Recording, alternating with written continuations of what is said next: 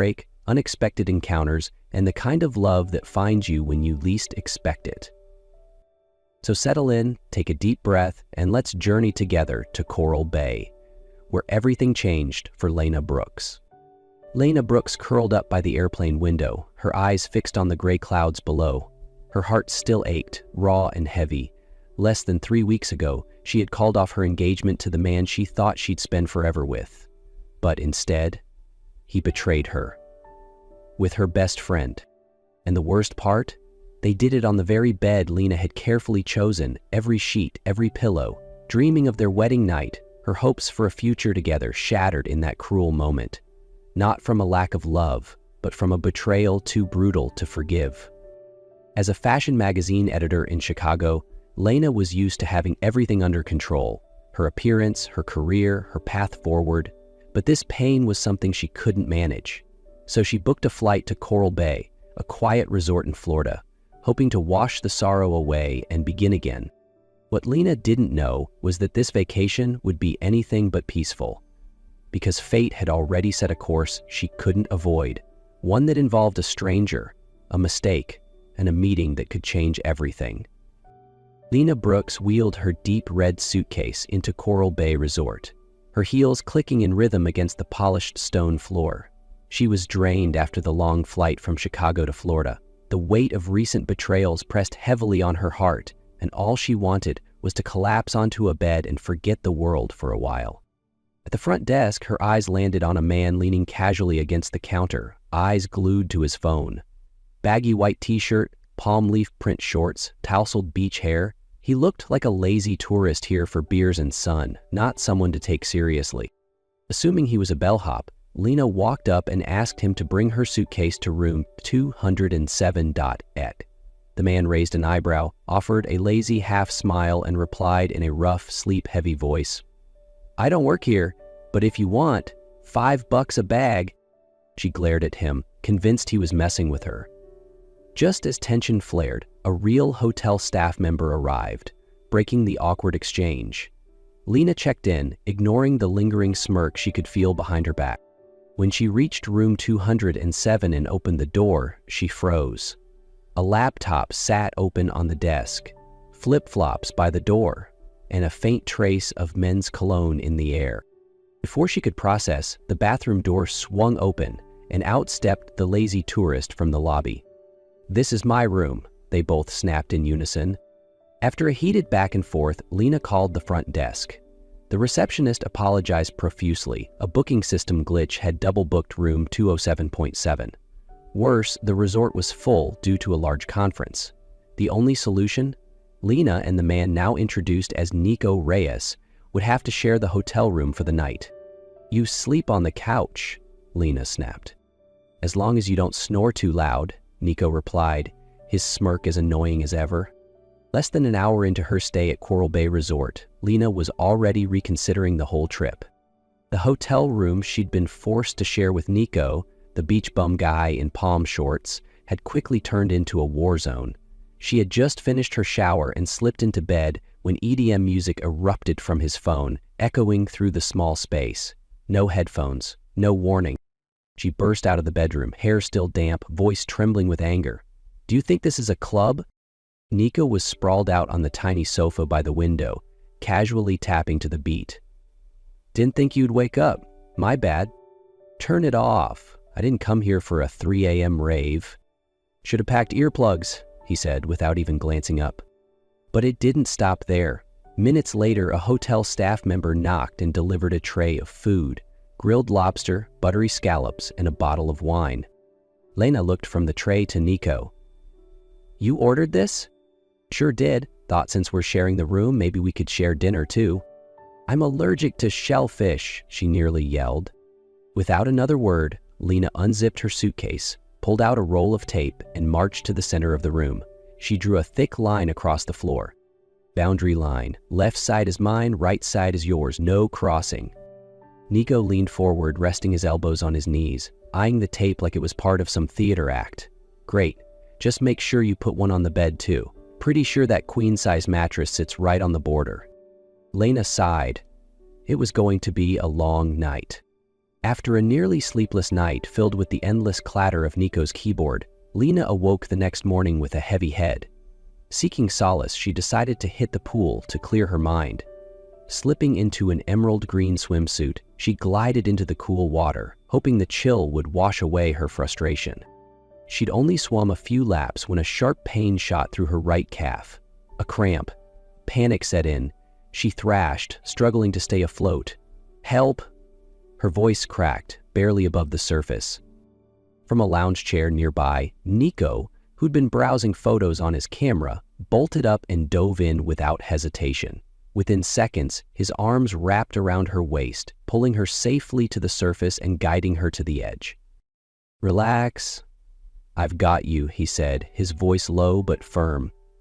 Lena gasped for breath, her cheeks flushed, part fear, part embarrassment. Seated on the edge of the pool, Nico knelt beside her, gently massaging her calf. "Cramp?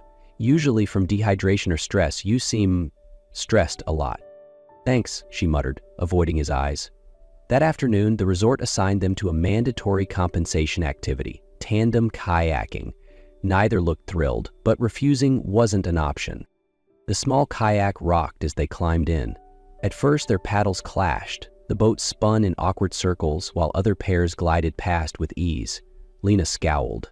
Nico exhaled in frustration. But slowly, they found a rhythm. She matched his strokes. He adjusted to her pace. When they finally reached the shoreline, both were winded and laughing. "Not bad," Nico said, wiping sweat from his brow. "You've got sailor potential." "You're not as useless as I thought," Lena replied, a smirk playing on her lips. It was the first time they looked at each other without the filter of annoyance or assumption. Just two people, slowly seeing more than what met the eye. That morning, while Nico was downstairs grabbing coffee, Lena stayed behind to tidy up the small workspace. As she moved his jacket from the chair, a worn leather wallet slipped out. She bent down, picked it up, and noticed a small photo sticking out from the barely closed seam. The photo was old, its edges yellowed. In it, Nico looked younger, standing beside a blonde woman with a brilliant smile. Lena froze. That face was all too familiar. Maya Harper, her cousin. She flipped the photo over, scrawled in faded ink, "Nico and Maya, summer 18. Lena's heart pounded. Maya had once spoken vaguely of an old flame, a passionate love story with a photographer she eventually left for someone more ambitious. She never mentioned a name, just called it ancient history. But now the picture was painfully clear.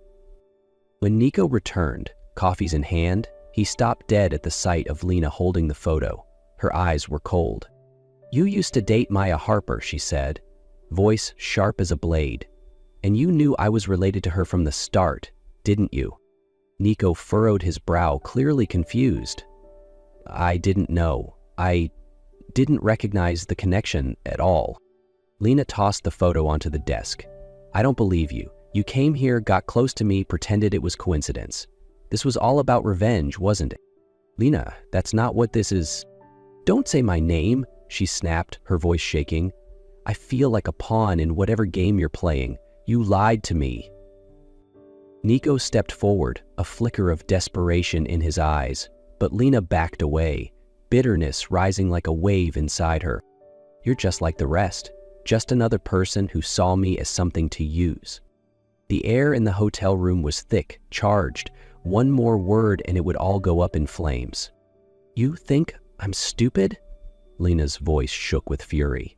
"You approached me, acted like it was fate, like we just happened to cross paths. But it was all a setup, a way to get back at Maya, wasn't it?" Nico stood still, the warmth of the coffee in his hand fading, much like the hope in his eyes. "I didn't know you were related to her. I swear, Lena. I didn't come here because of her, and definitely not for revenge." "Then why didn't you say something when you realized?" she snapped.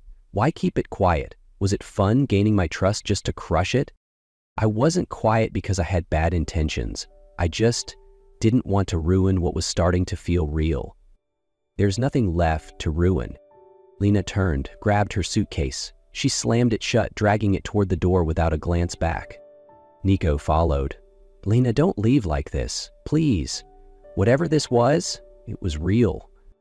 She paused just for a moment, then kept walking. "Even if it was real, it's over now," she said without turning around. "I can't trust you, and I won't let myself get hurt again." The door clicked shut behind her with finality. Nico stood there, motionless, like something inside him had just broken. After leaving Coral Bay, Lena returned to Chicago in silence. She didn't tell anyone what had happened. She didn't mention Nico, and she certainly didn't want to unpack the storm of emotions still circling inside her. Back at the office, she dove into her work like it was a lifeline.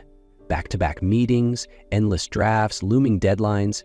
She became the version of herself everyone expected, focused, composed, untouchable.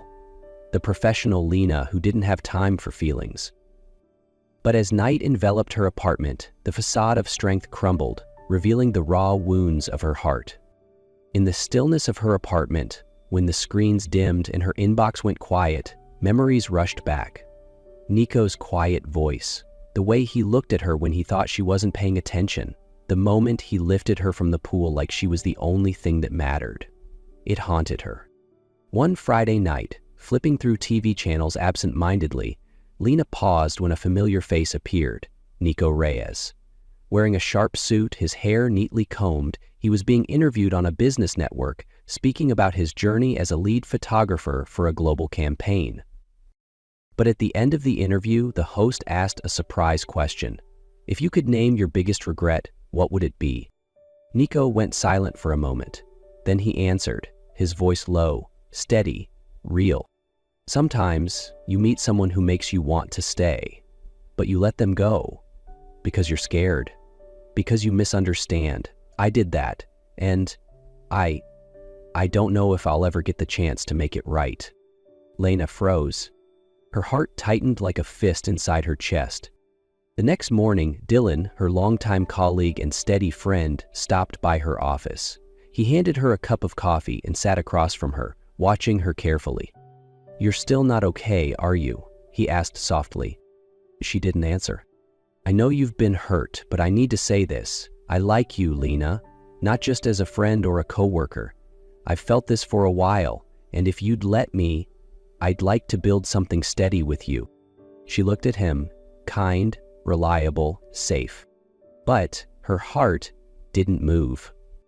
"Dylan," she said gently, "you're everything I should want, but I let someone walk away, and I can't stop thinking about him." The morning after watching Nico's interview, Lena booked a flight to San Francisco, his city, his home base, the place she now needed to be. She couldn't wait any longer. For the first time in weeks, things felt clear. She needed to see him, not to demand answers, not to argue, just to tell him she believed him, that she didn't want to miss their chance again. As her plane landed at SFO, Lena raced through the airport and into a taxi bound for the creative studio, where Nico worked, a photography firm he co-owned. Her heart thudded in her chest as she approached the front desk. "Hi, I'm Lena Brooks. I need to see Nico Reyes." The receptionist tapped a few keys, then looked up, surprised.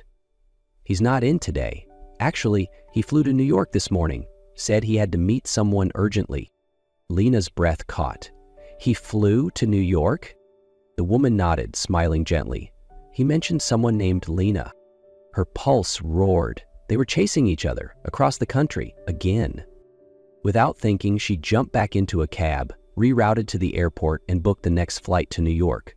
During the flight, she didn't sleep. She just held her phone tight, praying this wasn't too late. Lena landed at JFK on a cloudy afternoon. Instead of taking a taxi home, she rolled her suitcase straight to Riverside Park, the place she once told Nico about. "Whenever the world feels too heavy, I come here," she had said. "I don't know why, but it always calms me down." Her suitcase clattered over uneven pavement. No one paid her any attention. A woman in a long coat gripping the handle like she was holding herself together. She wasn't sure why she came here first. She just knew her heart told her that if there was any place Nico might go, it would be here. In a city as enormous as New York, that idea felt foolish. But feelings, especially love, rarely followed logic. She sat down on a familiar bench, facing the river. The breeze carried the bite of early winter. Lena clutched a cup of coffee she'd picked up from a corner cart, her heart trembling with both hope and doubt. At the same time, Nico stood in front of her apartment, quiet and empty. He knocked, called her name, but there was no answer, no lights, no sign of her. He stepped back, discouraged. Then a memory came back to him, Lena telling him about the park. Without hesitation, he hailed a taxi and headed straight to Riverside Park. When he arrived, he walked along the winding path, eyes scanning every bench. And then he saw her. Lena, her suitcase beside her, hair tousled by the wind, eyes staring out over the water. He moved closer, quietly, but Lena looked up, as if she had known all along. "I thought if there was one place you'd go, it'd be here," she said, with a small smile. "And you were right," Nico replied, stepping toward her. Lena stood up. For a moment, they said nothing, just stood there, letting the world slow down around them. "I'm sorry," she said first. "I let the past and my fear cloud everything. But I know now. You never meant to hurt me." "I was wrong too," Nico said. "I should have told you sooner. But I'm here because I can't lose you again." In that quiet, wind-blown park, they embraced. No dramatic words, just forgiveness and a silent promise. They wouldn't miss each other again. 1 year later, Lena Brooks and Nico Reyes returned to Coral Bay, the place where everything began, the chaos, the misunderstandings, and the love. This time, they didn't arrive with baggage or heartache, but with a simple white dress, a light-colored suit, and peaceful smiles. They held a small beach wedding, just a handful of close friends and family. The ocean breeze was gentle, waves rolled in calmly, soft sand beneath their feet. Maya wasn't there. Both Lena and Nico had agreed. The past should stay in the past, no longer casting a shadow over the present. Matt, Nico's longtime friend, stood proudly as best man. A few of Lena's former colleagues smiled brightly as the couple exchanged vows under the golden sunset. "I never thought it would all lead here," Lena whispered as they stood hand in hand. "I always believed it would," Nico replied, squeezing her hand gently. And on that very beach, where the tides had once mirrored their tumultuous journey, now lay the gentle whispers of a love reborn, awaiting the stories the future tides would tell.